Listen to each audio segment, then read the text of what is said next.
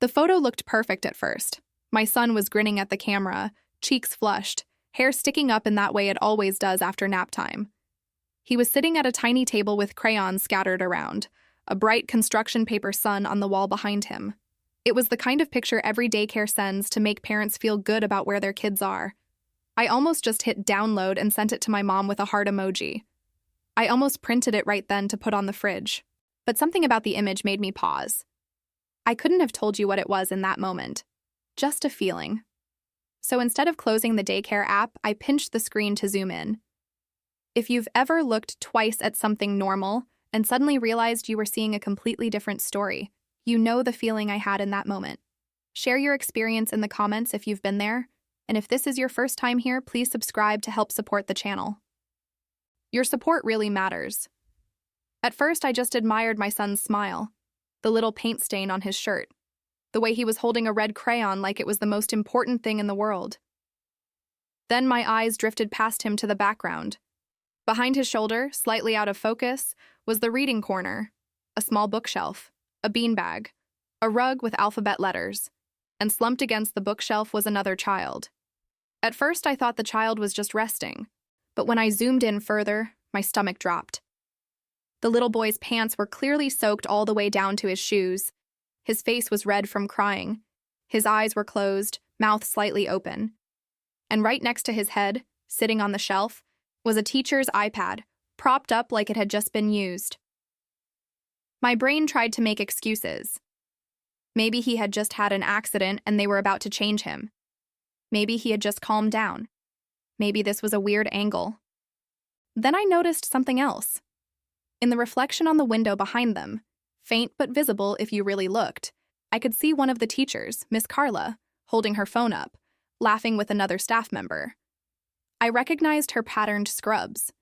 It looked like she had just taken the picture of my son, with a clearly distressed, humiliated child in the background.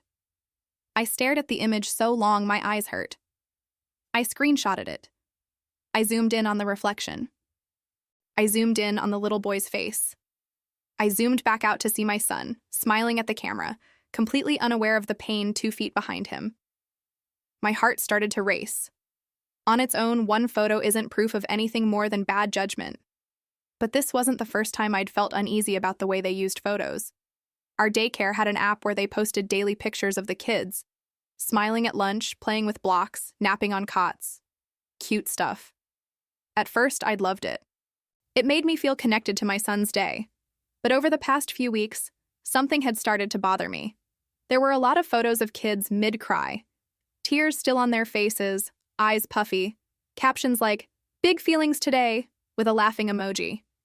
There were pictures of kids clearly caught mid-tantrum, arms crossed, scowling, with captions like, "Someone didn't want to share." At first I thought, okay, they're just being honest about toddler life. But the more I saw, the more it felt off. Like the kids' vulnerable moments were being turned into content. I remembered one photo from a week before. A little girl sitting in wet pants, clearly having had an accident, looking mortified. The caption had said, "Oopsie, we're working on potty training." Some parents had commented with laughing emojis. I had a different reaction. Why did anyone need to see that? Why was a child's shame being documented instead of quietly addressed?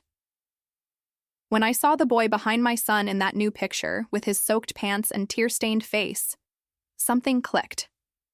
This wasn't an isolated mistake. This was a pattern. I put my phone down and tried to breathe. My son was still at daycare. It was 3:15 p.m. Pickup wasn't for another 2 hours. It took everything in me not to grab my keys and sprint to the car. Instead, I called my husband. "Look at the Daycare app," I said, voice shaking. "The new picture they posted of Noah. Zoom in on the background." He was quiet for a minute. Then I heard him exhale sharply. "What the... is that?" "Yes," I said. "And look at the reflection in the glass." A pause. "Is that Carla? Is she... laughing?" "That's what it looks like." "This is messed up," he said. "Really messed up." "I can't leave him there until 6, I said. I'm going to get him now. I drove to the daycare with my heart pounding. When I walked into the classroom, everything looked normal. Kids at tables, teachers moving around, soft music playing. My son saw me and ran over, surprised but happy. "Mommy, you're early." "Yeah, buddy," I said, trying to keep my voice steady. "We're going to have a special early day today." Out of the corner of my eye, I saw the little boy from the photo. He was in clean clothes now, playing quietly with a puzzle. You wouldn't have known anything had happened. There was no sign of distress, at least not on the surface. Miss Carla walked over, smiling. "Hi, Mrs. Reynolds. Everything okay? You're early today." "I saw the new picture on the app," I said. Her smile faltered. "Oh, yeah, isn't Noah cute with the crayons?" "Can we talk in the hallway for a moment?" I asked, keeping my voice even. She glanced around, clearly uneasy. "Sure, let me just—" Another teacher stepped in to watch the kids, and Carla followed me out into the hall. "What's going on?" she asked. I pulled out my phone and opened the photo. "Did you take this?" She hesitated. "Yes, why?" I zoomed in on the background and turned the phone toward her. "Do you see him?" Her face went pale. "Oh, I didn't realize—" "You didn't realize there was a crying child with wet pants behind my smiling son?" "I mean, I saw him, but he had already had his accident. We were about to change him. I just wanted to get the photo before cleanup time. The parents love seeing pictures." "Do you think his parents will love this picture?" I interrupted, my voice shaking now with anger. "Do you think they want a record of their son's worst moment of the day blasted out to everyone on the app?" "It's not blasted out," she said defensively. "It only goes to each child's parents." "There are other children in this picture," I said. "Other faces, other bodies, other stories. This little boy did not consent to be photographed like this. None of them did." She crossed her arms. "We take photos to document the day. It's part of our job. We have permission forms on file." "Permission to take photos of kids playing and learning," I said. "Not permission to humiliate them. Not permission to casually capture their pain in the background so you can show parents how honest you are about big feelings." She rolled her eyes. "With all due respect, Mrs. Reynolds, you're overreacting. It was just a moment. He was fine 2 minutes later." "Maybe he was," I said. "But that moment is frozen now. On my phone, on the cloud, on your camera roll. Who knows where else? And I'm not overreacting. I'm a parent asking why my child's smiling face is being used as a frame for another child's suffering." She opened her mouth to respond, but I was done talking to her. "I want to speak with the director, now." The director, Mrs. Hart, met with me in her office. I showed her the photo. I showed her others from the past weeks. The potty accident girl, the crying kids, the tantrum photos with snarky captions. Her expression grew more and more troubled. "I'll be honest," she said finally. "I approve most of these on the app without looking very closely. I scan for safety issues. No choking hazards, no kids climbing on furniture, that sort of thing. I haven't been scrutinizing the emotional content." "Maybe you should," I said. She nodded slowly. "You're right, I should. These photos are not just snapshots. They're part of children's stories. And what I'm seeing here is concerning." "Would you want a picture of your child like this out there?" I asked. "Sitting in their own pee, crying while adults take pictures instead of comforting them?" "No," she said quietly. "I wouldn't." I took a breath. "Look, I get that teachers are under pressure to document everything. I know parents want updates. I've liked those updates too. But this is crossing a line. It makes me wonder what the priorities are when something goes wrong, helping the child or getting a good story for the app." Mrs. Hart sighed heavily. "You're not the first parent to raise concerns about the photos," she admitted. "Another parent emailed last week about a picture of her son crying at nap time. I brushed it off as a one-off. I shouldn't have." "What are you going to do?" I asked.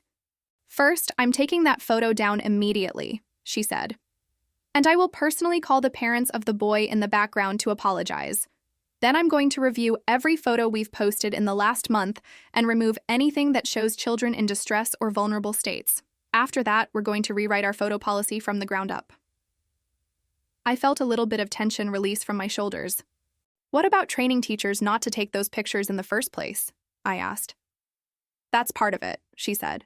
We've normalized constant documentation to the point where staff sometimes forget there are boundaries. I need to reset that culture. Photos should show children engaged, respected, and safe. Not embarrassed, not crying, not being used as warnings or morality tales.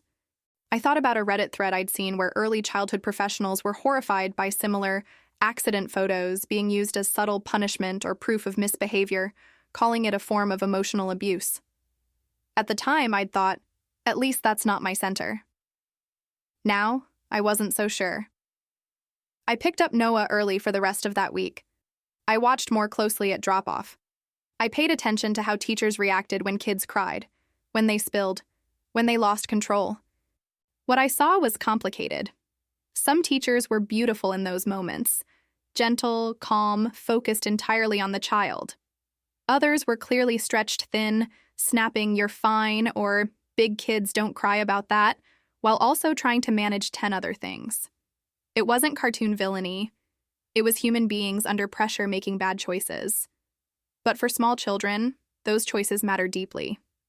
The more I thought about that photo, the more I realized it wasn't an accident. It was a symptom. A symptom of a system that prioritizes appearances over experiences, documentation over presence, content over compassion. It made me look at myself, too. How many times had I pulled out my phone to record a cute moment of Noah crying because he didn't get another cookie instead of comforting him?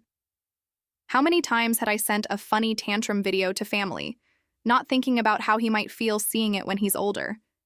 How many times had I seen my child's pain as a story to tell, instead of a signal to respond to? What I saw in that daycare picture changed everything because it held up a mirror. Not just to the center. To me. I went back to Mrs. Hart the following week and asked how things were going. "We've stopped all non-essential photo posting for now," she said, "until staff are retrained. We're creating a new policy with input from teachers and parents. We're going to ask families explicitly what kinds of photos they're comfortable with and what's off limits. And we're cutting way back on the sheer volume. No more quota of X photos a day just to prove we're doing our jobs." "Have you talked to the teachers?" I asked. "Yes," she said. "Some were defensive at first. They said parents demand photos, that they feel pressure to show that kids are active and engaged or they'll get complaints. But when I showed them some of the questionable photos and read comments from professionals about how those images can humiliate children, a lot of them were genuinely horrified. They'd never thought about it that way. It made sense. We live in a world where everything is content, where even babies have digital footprints before they can say their own names, where we feel like if we don't document a moment, it doesn't count. But kids are people, not props. That night, I sat with Noah at the table and we went through the photos on my phone together. Anytime we found one where he was crying or distressed, I asked him, "How do you feel about this picture? Do you like it, or should we delete it?" Most of the time, he wrinkled his nose. "Delete it?" he'd say. "I don't like that one." So we did. It became a rule in our house. We don't save or share pictures that make you feel bad. That goes for me and my husband, too. No more funny crying photos. No more embarrassed potty training moments. No more turning our son's big feelings into entertainment, even for a small audience. I kept Noah in the daycare for another year, cautiously. Mrs. Hart followed through on her promises. The photo feed changed. Fewer pictures overall, but the ones that did show up were respectful. Kids playing, creating, exploring. If a child looked distressed in the background, you didn't see the photo at all. And something else happened too. When I asked Noah about his day, he stopped repeating phrases like, "You're being too dramatic," or "I'll show this to your mom." Those words faded away, replaced with stories about teachers sitting with him when he was sad, helping him breathe, giving him time to calm down before expecting him to join activities again. The terrifying thing in the background of that daycare photo wasn't a ghost or a stranger. It was something more ordinary and in some ways more dangerous, because it's so easy to overlook. A culture that forgets children have dignity.